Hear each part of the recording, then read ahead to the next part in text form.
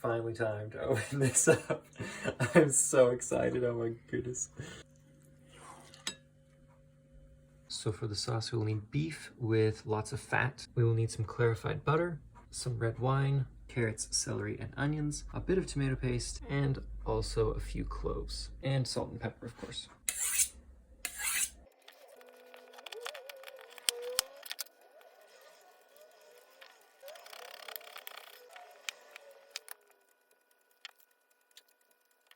That is the vegetables done.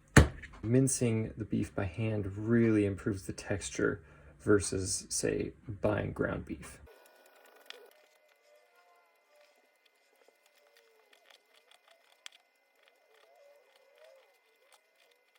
I think I need a bigger cutting board.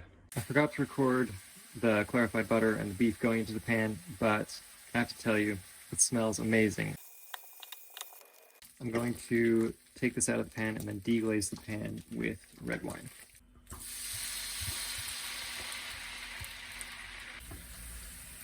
Now we can just set this aside and start on the vegetables. Some clarified butter. The smell is really amazing. And tomato paste.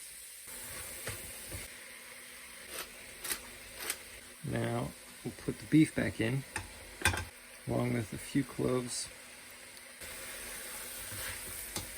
Now we'll pour the wine in that we deglazed the pan with, and some water. Now cover it and let it sit just like this for 4 hours. In the meantime, let's make some pasta. So for the pasta, 3 eggs and 300 grams of flour. That's it.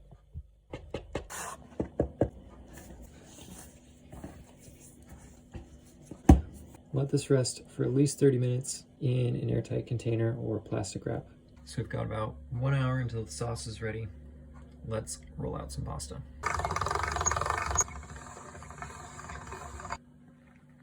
So that's the pasta done. For the bechamel, we'll need butter, flour, and milk. So we'll start out with 50 grams of butter, and once that's melted, about 50 grams of flour.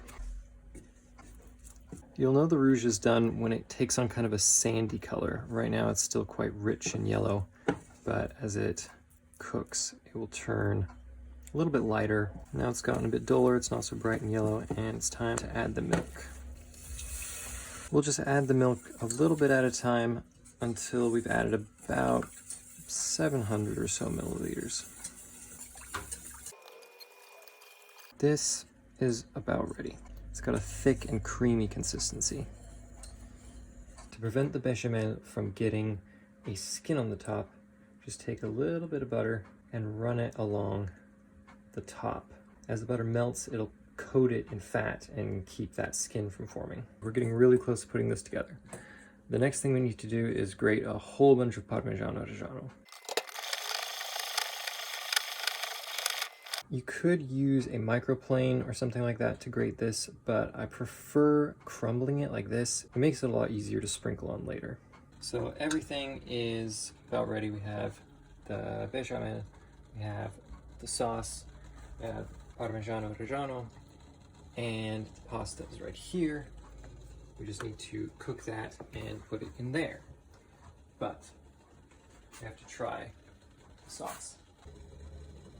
Wow. It's so tender. I'm gonna add a little bit of salt. I have to tell you, it smells absolutely incredible in here. And it has for like the past 4 hours, which is torture, but gotta do what you gotta do. Water's boiling so we can start cooking pasta. Last time I did this, I cooked all of the pasta first, but it ended up just sticking together and making a big mess. So I'm cooking it as I need it instead this time. Cooking the fresh lasagna is pretty easy. Just goes in, stirred around so it doesn't stick to itself ideally, and in about 10 seconds it's ready. Into the cold water. Get rid of some of the moisture on this towel. First layer is bechamel.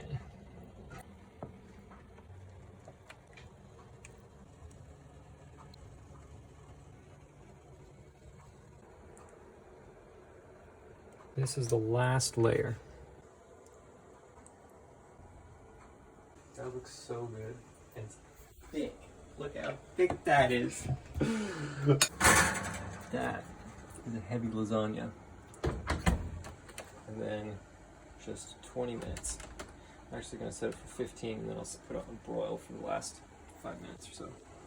Wow, it smells so good.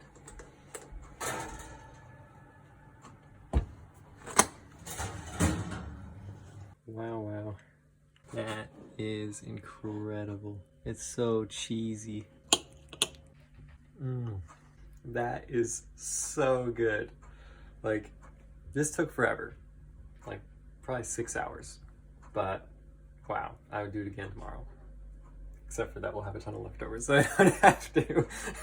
It's like cheesy and creamy. The noodles are so tender and the beef is so tender. Everything just melts in your mouth.